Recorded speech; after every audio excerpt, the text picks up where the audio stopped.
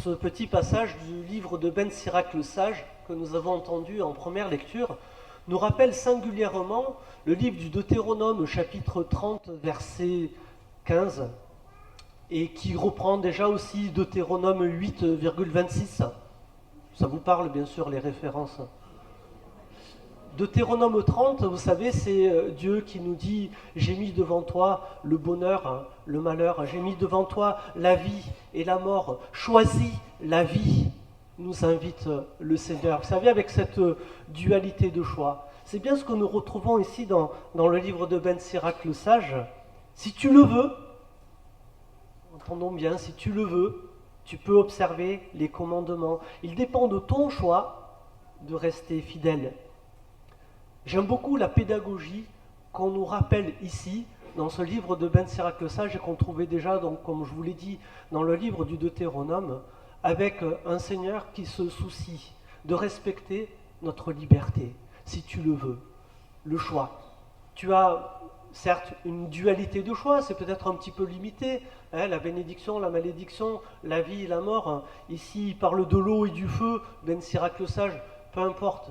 Ce qui est important, c'est que dans l'histoire, nous ayons la possibilité de choisir.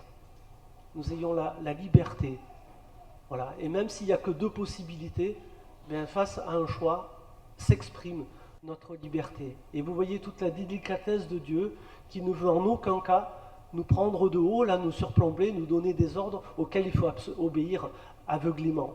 Non, le Seigneur est bon, le Seigneur est délicat, et du coup, toute la parole qu'il nous dit, tous les commandements qu'il nous donne, et d'ailleurs le mot commandement, excusez-moi, du coup, ne tient pas, toutes les instructions qu'il nous donne, faudrait-il dire, plutôt commandements, sont là comme des invitations, comme des propositions que le Seigneur ne cesse de nous faire pour nous aider à grandir, pour nous aider à vivre en communion avec lui.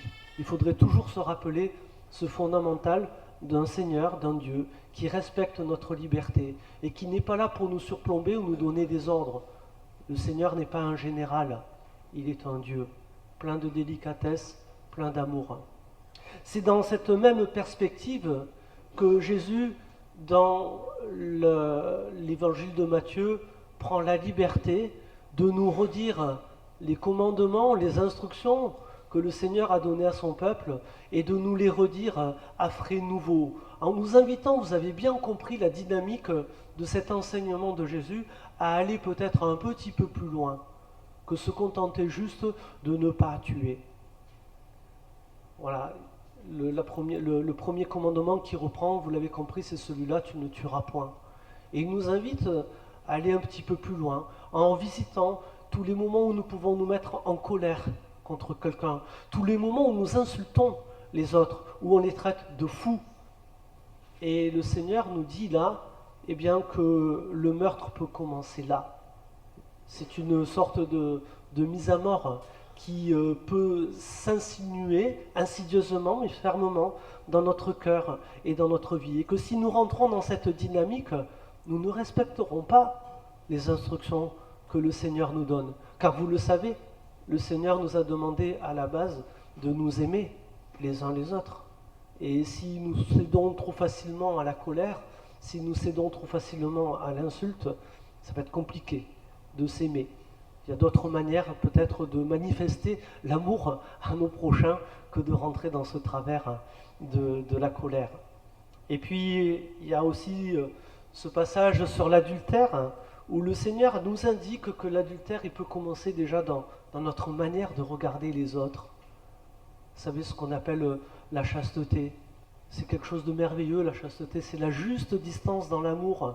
C'est-à-dire un amour qui respecte là aussi, comme Dieu, la liberté de la personne qui est en face de moi. Ce qui va être la différence, elle est peut-être quelquefois très ténue, cette différence dans la manière de regarder les autres. C'est peut-être justement de ne pas les regarder comme un objet de désir, mais de continuer à regarder avant tout une personne humaine.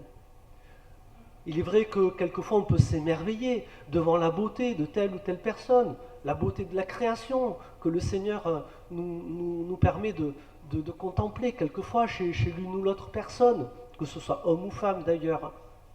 Mais Vous voyez là, Jésus nous parle de concupiscence avec, vous connaissez les petits dessins animés de Tex Avery, le loup. Vous savez, quand il voit la jolie femme là, avec les yeux qui sortent comme ça, la langue qui pend, vous avez déjà vu les Tex Avery.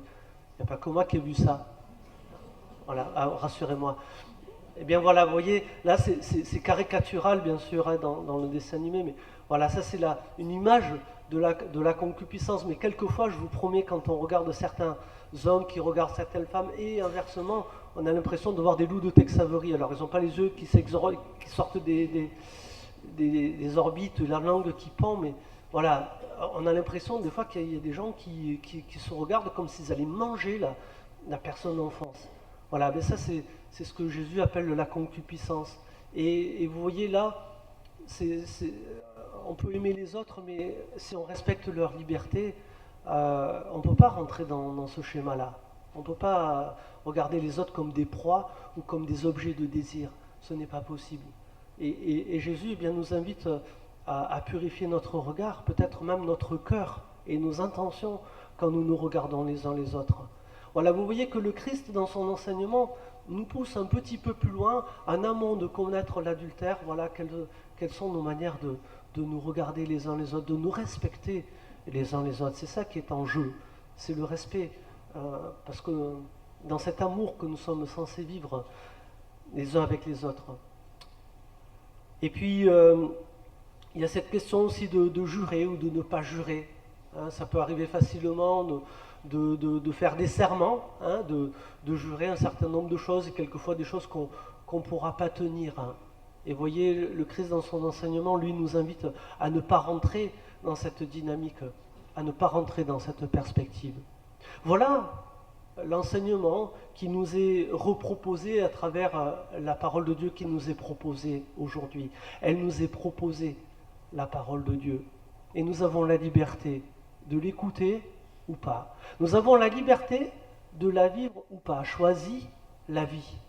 Et vous savez, quand le Seigneur nous met dans ce choix de choisir la vie, bien sûr, lui, il nous invite à suivre ses instructions. Il nous les donne pour ça, ces instructions, pour que nous puissions vivre et nous épanouir sous son regard, être heureux, même si quelquefois ça peut être un petit peu contraignant. Mais c'est là qu'est le chemin du bonheur. Alors, frères et sœurs, en nous rappelant cette pédagogie divine d'un Seigneur qui nous attend, qui veut pour nous la bénédiction, qui veut pour nous la vie, nous nous rappelons que sa parole nous est proposée dans cette dynamique-là. Et si vous voulez bien, accueillons-la comme telle, comme un cadeau, cette parole de Dieu qui nous est proposée, ces enseignements du Christ, comme un cadeau qui nous est offert aujourd'hui encore pour nous aider à accueillir cette vie à main pleine que le Seigneur veut nous donner.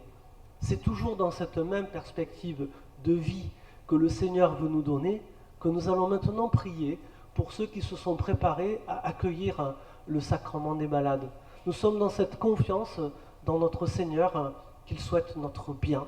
Et nous allons confier cette épreuve que certains d'entre nous traversent de difficultés dans leur corps, de difficultés au niveau de leur santé ou de difficultés d'ordre psychologique. Peu importe les difficultés que nous traversons, nous avons confiance en ce Seigneur qui nous attend sur le chemin de la vie et qui veut renforcer cette vie dans nos cœurs et dans nos âmes. Amen.